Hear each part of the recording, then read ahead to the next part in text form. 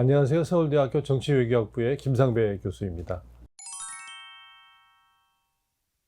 오늘 AI 무기 규범이 좀 강조되고 있는 상황 속에서 AI 무기가 인간의 판단을 거슬러서 오용될 상황을 미연에 방지하기 위한 규범을 수립하자라는 것이 그 목적이라고 할 수 있습니다. 사실 AI로 대변되어지는 기술 자체가 취약성도 있고 또 편향성도 있고 또 경우에 따라서는 인간의 통제를 배제한 어떤 높은 위험에 자율성을 행사하게 될 가능성들이 있는데, 이런 것들이 군사안보 분야에서 적용될 경우에 민간 상업 분야에서 적용되는 것과는 완전히 차원이 다른 그런 파문을 일으킬 것이 예상되어지기 때문에 거기에 대응하기 위한 기술적이거나 법 제도적인 관련 장치를 마련해 보자라고 하는 것이 취지라고 할 수 있겠습니다.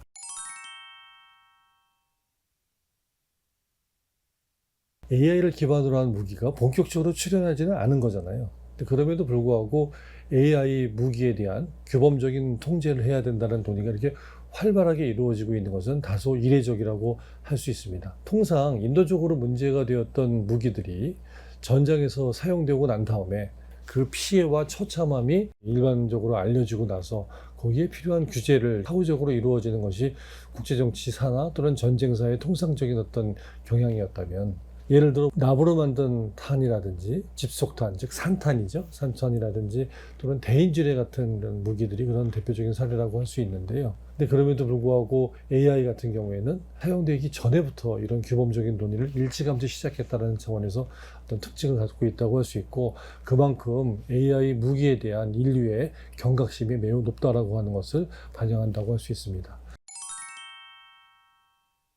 국제정치적인 차원에서도 AI 규범에 대한 논의는 20세기 냉전기의 핵무기 규범과 관련되어서 제기되었던 문제 못지않게 큰 영향을 미칠 것으로 예견되어집니다. 예를 들어 20세기에 핵을 가진 나라와 핵을 가지지 않은 나라가 펼치는 국제정치가 굉장히 큰 축을 이루었다면, 아무래도 21세기 향후 미래에는 AI 역량을 가진 나라와 그렇지 못한 나라들 간의 차이가 굉장히 크게 드러나지 않을까라는 생각을 하게 됩니다. 또 더 나아가서는 이런 AI를 사회 각 분야나 외교 안보, 국방 분야에 얼마나 잘 활용할 수 있느냐가 굉장히 중요한 국력의 요소가 되어질 것이고요.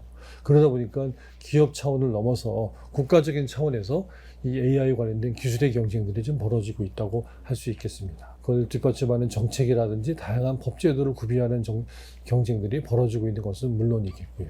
최근에 세계 각국이 AI 규범을 마련한다고 굉장히 분주히 움직이고 있지만, 오히려 그 이면에서는 AI 기업들은 더 치열하게 기술 경쟁을 벌이고 있고, 또 군사 분야에서도 각국 정부들이 AI 기술을 도입하려고 하는 활발한 행보를 보이고 있는 것이 약간 역설적이라고 할 수도 있겠습니다. 아마도 더 나아가서는 국제 질서 차원에서 인간이 중심이 되어서 만들어가는 어떤 질서가 아니라 AI가 어느 정도의 자율성을 갖게 되면서 우리가 알고 있었던 기존의 인간들 간의 국제 정치라고 하는 것들이 다른 기기가 관여하게 되는 새로운 어떤 질서의 모습으로 확대되어 나갈 그런 지평, 그런 거에 대한 우려도 제기되어지고 있는 상황입니다. 아마도 이러한 그 AI 무기 규범을 만드는 과정 속에서 한국이 어떤 역할을 할 것인가가 우리의 큰 관심사일 수밖에 없을 것 같습니다. 1차적으로는 이런 큼직한 AI 규범과 관련된 회의들이 서울에서 열리고 있다는 것 자체가 우리가 디지털 강국으로서의 위상을 보여주는 좋은 사례가 아닌가라는 생각이 듭니다. 그렇지만 이게 단순한 행사를 개최하는 차원을 넘어서서 AI와 관련된 보편적인 규범 형성 과정에 우리가 적극 기여할 필요성도 제기된다고 할 수 있겠습니다. 글로벌 중추국가 또는 중견국으로서 우리가 외교적인 리더십을 발휘하고 실천할 수 있는 기회가 펼쳐졌다고 볼 수 있을 것 같습니다.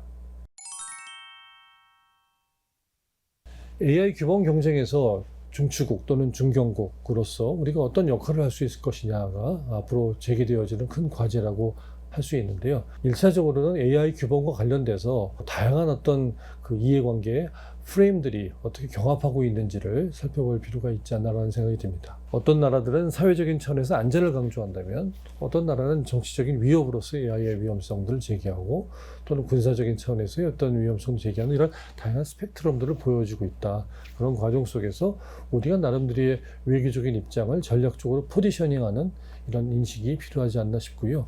그걸 바탕으로 해서 우리가 중견국으로서 여러 국가들 사이에서 중개 역할을 한다라든지 또는 우리가 혼자 하는 것이 아니라 여러 국가들과 힘을 합치는 연대의 외교를 펼친다든지 하면서 나름대로 우리의 규범을 펼쳐나가는 노력들이 필요하다고 할 수 있겠습니다. 굉장히 우리의 역사를 보면 우리가 존재론적으로 현재 제기되어지고 있는 AI 무기 규범에서의 다양한 논의들이 우리 어떤 존재론적인 삶 쪽에 많이 반영되어 있지 않나라는 생각을 하게 됩니다.